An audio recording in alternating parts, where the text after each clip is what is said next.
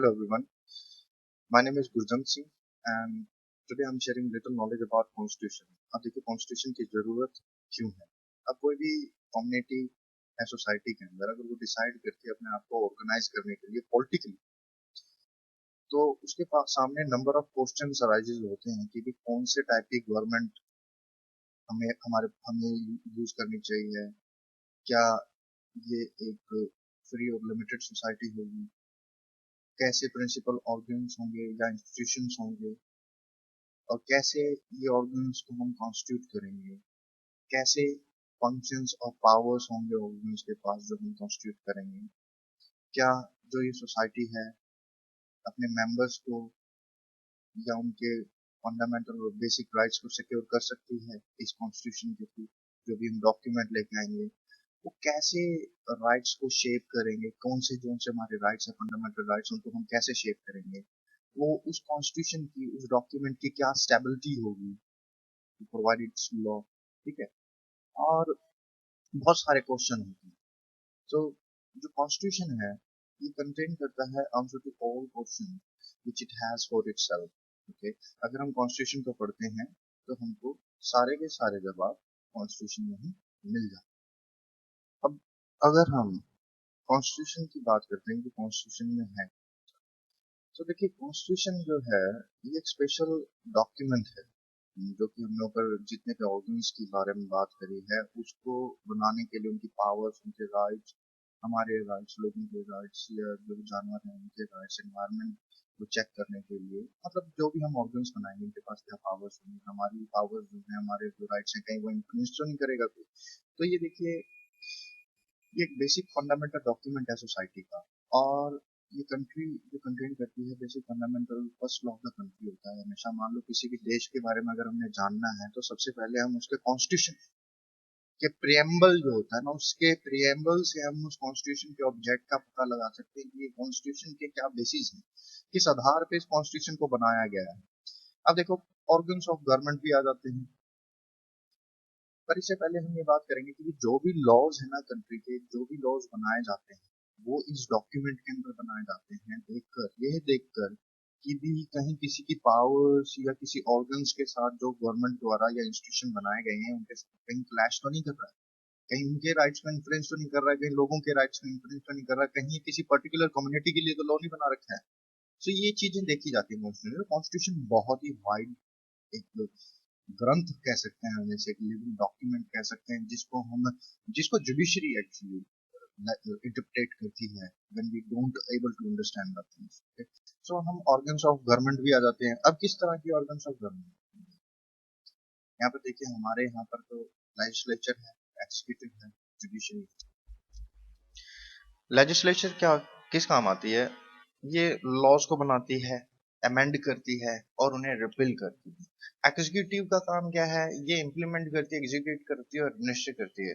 कि भाई जुडिशरी की बात करें, इसका काम है इंटरप्रेट करना। तो हमारी लेजिस्लेचर जो हमारे जैसे आजकल फार्म लॉ बिल्स आए हैं तो ये लेजिस्लेचर ने बनाए। एग्जीक्यूटिव क्या है? इन्हीं लॉ बिल्स को एग्जीक्यूट करवाती है। फिर जुडिशरी क्या है? अगर लिखता है कि भी ये लॉज कॉन्स्टिट्यूशनल है या अनकॉन्स्टिट्यूशनल है तो वो उसको बताती हैं, अगर नहीं है तो उसको इंटरप्रेट करती है, उन्हें बताती, एक्सप्लेन। ठीक है, ये तीन ऑर्गन्स तो हो गए प्रिंसिपल ऑर्गन्स। हम इसके अलावा भी ऑर्गन्स बना सकते हैं जैसे कि फाइनेंस कमीशन। अब क्लासिफिकेशन ऑफ कॉन्स्टिट्यूशन की बात करते हैं, जिसमें कि भी अगर किसी कॉन्स्टिट्यूशन क्लासिफाई करना है तो उसमें क्या क्या होना चाहिए। एक कॉन्स्टिट्यूशन है वो रिटन भी हो सकता है, अनरिटन भी हो सकता है। रिटन जैसे कि हमारा इंडियन कॉन्स्टिट्यूशन है और अनरिटन जैसे कि ब्रिटिश कॉन्स्टिट्यूशन है। हमारा जो कॉन्स्टिट्यूशन है इसके जो भी लॉज हैं, जितने भी हमने इसमें स्टैट्यूट्स डाले हैं, ये सभी के सभी दूसरी कंट्रीज के कॉन्स्टिट्यूशन से ग्रैब किए गए हैं। अनरिटन कॉन्स्टिट्यूशन जैसे कि ब्रिटेन का कॉन्स्टिट्यूशन है, जिसके अंदर मोस्ट ऑफ द लॉ चाहे वो स्टैट्यूट्स पे और डिसीजंस पे, कॉमन लॉ प्रिंसिपल और कन्वेंशंस के ऊपर बेस्ड है। कॉन्स्टिट्यूशन यूनिटरी फॉर्म की गवर्नमेंट में होना चाहिए या फेडरल फॉर्म ऑफ गवर्नमेंट को चला। अब यूनिटी वो गवर्नमेंट होती है जिसके अंदर सेंट्रल गवर्नमेंट के पास सारी की सारी पावर कंसंट्रेटेड होती हैं और जो स्टेट जो यूनिट गवर्नमेंट्स हैं वो इससे सबऑर्डिनेट होती हैं। कुछ power central government state government को डेलीगेट करता है, जो कि वो पावर्स को यूज करती है। ऐसे ही फिर फेडरल की बात करते हैं तो इसमें डिविजन्स ऑफ पावर है बिटवीन सेंट्रल एंड यूनियन। अब इसमें जैसे कि यूनिट गवर्नमेंट्स हैं, जो स्टेट गवर्नमेंट्स हैं, ये सबऑर्डिनेट नहीं है सेंट्रल गवर्नमेंट को, और ये कोऑर्डिनेट करके चलते हैं कोई भी ऐसे रिलेशन जो कि लेजिस्लेटिव, एडमिनिस्ट्रेटिव, फाइनेंशियल कोई भी अराइज होते हैं इनके बीच में, तो उसमें ये दोनों कोऑर्डिनेट करते हैं एक दूसरे के साथ। सो डिविजन्स ऑफ पावर है। ऐसे ही कॉन्स्टिट्यूशन फ्लेक्सिबल होना चाहिए या फिर रिजिड होना चाहिए। फ्लेक्सिबल मीन्स की भी एक सिंपल प्रोसीजर है किसी भी अमेंडमेंट के लिए कॉन्स्टिट्यूशन के अंदर।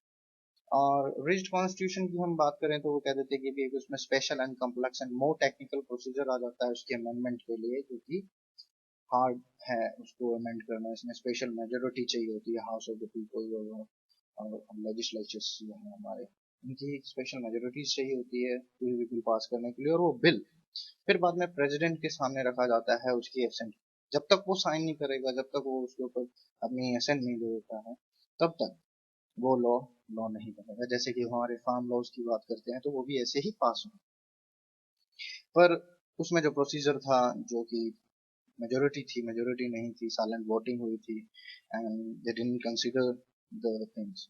सो कई बार कॉन्स्टिट्यूशन का वॉलेशन भी होता है, और इसके लॉ की कॉन्स्टिट्यूशन मतलब उसकी वैलिडिटी और अनवैलिडिटी ऑफ द लॉ के लिए कैसे चेक करते हैं, वो हमारा जो सुप्रीम कोर्ट है वो देखता है इसकी वैलिडिटी को, कि कोई भी यूनियन का या स्टेट का लॉ लेजिस्लेचर द्वारा जो भी बनाया जाता है, क्या वो कॉन्स्टिट्यूशन के अंदर जो फंडामेंटल राइट्स हैं लोगों के या किसी पर्सन कम्युनिटी, क्या उनके साथ इंफ्रिंजमेंट कर रहा है। अगर कर रहा हुआ तो वो लो नहीं हुआ। अब कहते हैं कॉन्स्टिट्यूशन एक लीगल लिविंग डॉक्यूमेंट है। देखिए अभी कोई भी नेशन की अगर प्रोग्रेस करनी है तो उसके लिए हमें एक डॉक्यूमेंट चाहिए, और ये कॉन्स्टिट्यूशन एक ऐसा डॉक्यूमेंट है जो कि इस देश का चलाने के लिए एक साधन है। एक ऐसा साधन है जिसे एक अच्छे पॉलिटिशियंस, अच्छे लोग जो कि अथॉरिटीज में हो, वो उसको यूज करते हैं। ग्रैंड नॉर्म है इंडिया का। इस इंडिया के कॉन्स्टिट्यूशन से दूसरे देश के लोगों को पता लगता है कि भाई हम हमारे कॉन्स्टिट्यूशन का ऑब्जेक्ट क्या है, हमारे नेशन का क्या ऑब्जेक्ट है। सो ये टाइम टू टाइम चेंज होता ही रहना चाहिए। ये नहीं कि बस इसको एक काइंड ऑफ पेपर समझो और काइंड ऑफ बुक समझो, बस हमने इसके अकॉर्डिंग काम नहीं करना है, हम अपनी मर्जी से काम करेंगे, तो ऐसा कुछ नहीं। ये चेंज होता है टाइम टू टाइम। अब कॉन्स्टिट्यूशनल लॉ की बात करते हैं तो जो इसमें रूल्स होते हैं वो रेगुलेट करते हैं structure of the organs of the government of a state, their relationship to each other and determine their principles of functions. तो कॉन्स्टिट्यूशन लॉ गवर्नमेंट्स की जो रूल एंड रेगुलेशंस होते हैं, जो उनके प्रोसीजर्स हैं, जो उनके फंक्शंस हैं, प्रिंसिपल फंक्शंस हैं, उनको डिटरमाइन करता है, उनकी पावर्स को डिवाइड करता है। जो बाइंडिंग एक डॉक्यूमेंट है जो कि कंसर्न गवर्नमेंट को बाइंड करता है उसके अकॉर्डिंग काम करने। सो ये एक बेसिक लॉ है relating to the government of country. जो कॉन्स्टिट्यूशन लॉ है ये बेसिक लॉ है relating to government of country.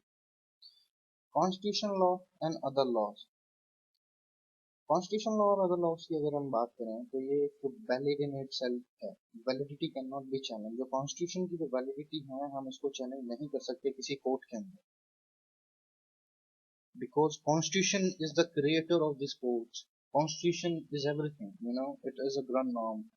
इसके अंदर अमेंडमेंट हो सकती है पर वो रिज्ड है, फ्लेक्सिबल नहीं है इतनी। तो ये नहीं है मुंह उठाया और लो भी ये चेंज कर देंगे वो चेंज कर देंगे, ऐसा नहीं है।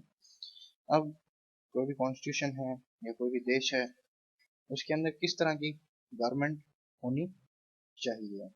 पार्लियामेंट्री फॉर्म ऑफ गवर्नमेंट आ जाती है एंड प्रेसिडेंशियल सिस्टम या प्रेसिडेंशियल फॉर्म ऑफ गवर्नमेंट। जो पार्लियामेंट्री सिस्टम होता है इसके अंदर क्या होता है, एसेंशियल कैरेक्टरिस्टिक्स होता है कौन सा, वो पार्लियामेंट्री सिस्टम ऑफ गवर्नमेंट के बीच में जो हेड ऑफ स्टेट होता है ना, वो एक कॉन्स्टिट्यूशनल हेड होता है। जो हेड ऑफ स्टेट हमारे जो चीफ मिनिस्टर होते हैं वो कॉन्स्टिट्यूशनल हेड जो बनाते हैं। आर्टिकल 74 बात करता है। जो काउंसिल ऑफ मिनिस्टर्स हैं वो भी रियल इफेक्टिव पावर्स के साथ आंसरेबल हैं, उनके पास पावर्स हैं, इफेक्टिव पावर्स हैं जो काउंसिल ऑफ मिनिस्टर्स हैं, और वो आंसरेबल हैं टू द लेजिस्लेचर। तो पार्लियामेंट्री सिस्टम में क्या है कि जो काउंसिल ऑफ मिनिस्टर हैं वो रियल एग्जीक्यूटिव हैं, वो उन मेंबर्स के साथ कंसिस्ट करते हैं जो कि मेजोरिटी होती है पार्टी में, जो पावर में होती है पार्टी उसकी वो legislation, and the prime minister जो head होता है of the council minister को वो occupy करता है एक dominant position, absolute discretion होती है उसके ऊपर, like he can do anything, appointing and dismissing the ministers and allocating the government businesses among them. Like the minister है, the council of ministers holds the portfolio during the pleasure of the prime minister. तो ये parliamentary system of government है. अब जो council of minister है answerable है legislature को, इसमें टेन्योर इनका डिपेंड करता है लेजिस्लेचर, ठीक है, बिल और बिल. तो प्रेसिडेंशियल सिस्टम गवर्नमेंट में क्या होता है, जो चीफ कैरेक्टरिस्टिक्स है प्रेसिडेंशियल सिस्टम गवर्नमेंट का, यहाँ पर जो प्रेसिडेंट होता है ना वो chief executive head of the government होता है, और इसकी एंटायर जो ही हेड होता है एंटायर एडमिनिस्ट्रेशन का, नॉमिनल हेड है ये parliamentary, like he is not a nominal head like in parliamentary system. अब यहाँ पर जो प्रेसिडेंट है वो फुल डिस्क्रिशन है उसके पास for selecting of the members of the cabinet, और जो मिनिस्टर्स हैं इसके during the pleasure of that president they work, and ये रिस्पॉन्सिबल है प्रेसिडेंट को for their functioning.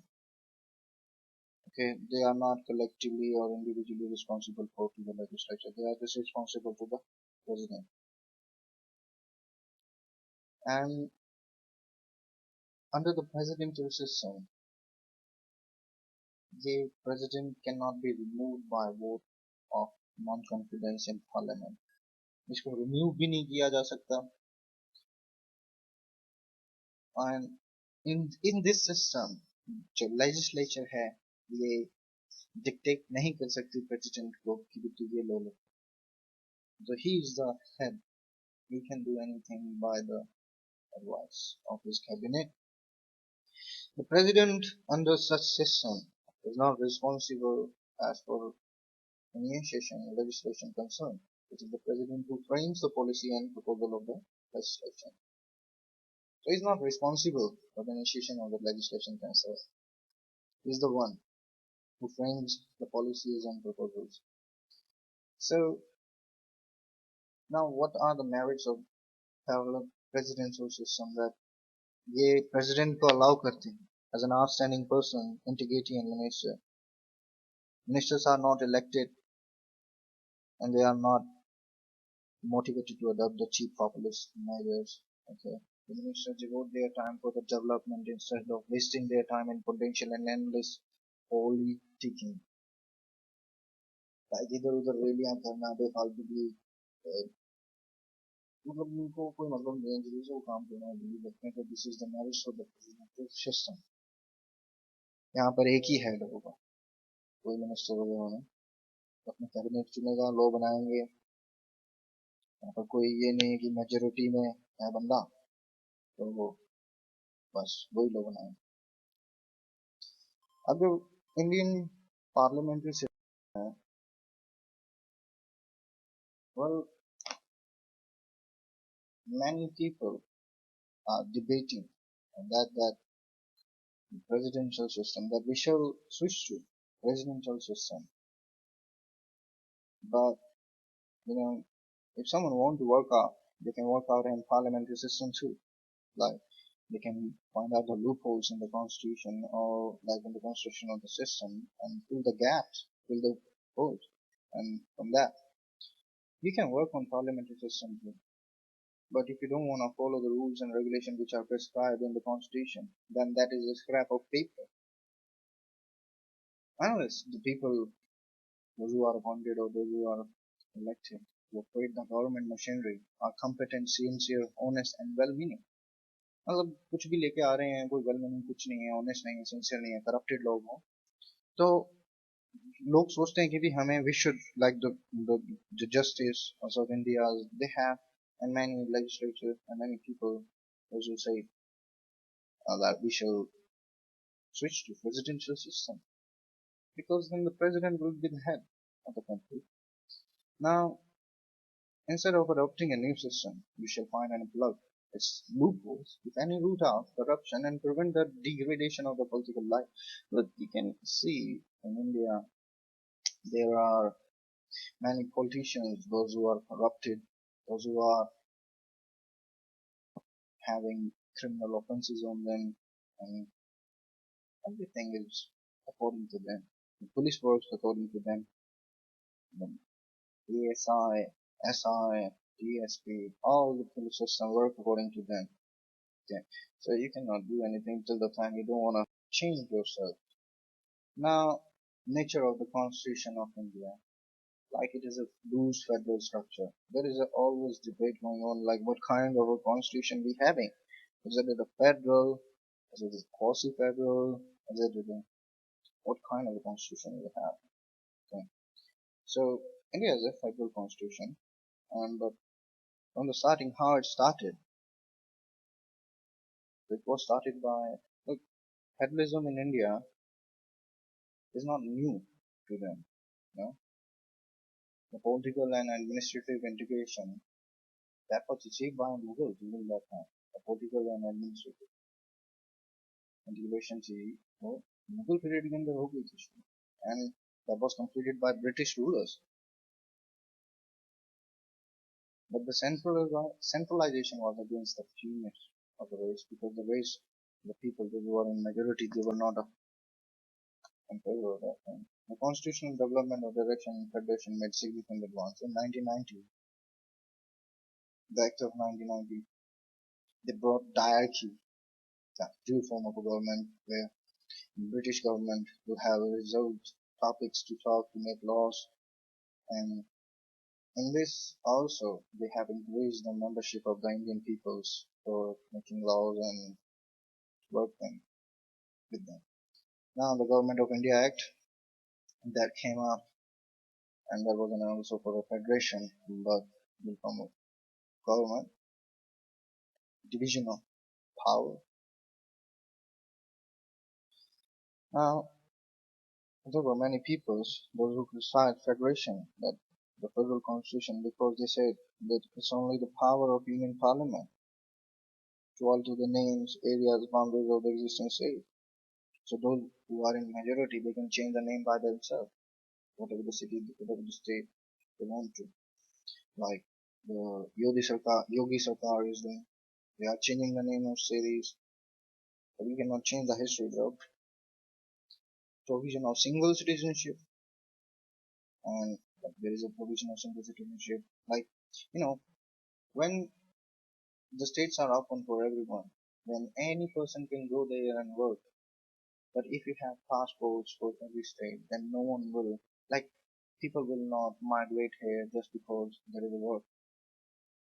Because they take the work of all of the people those who are unemployed in there. So the federation is not working here as per the constitutional pundit. They criticize the nature of constitution being a federation. And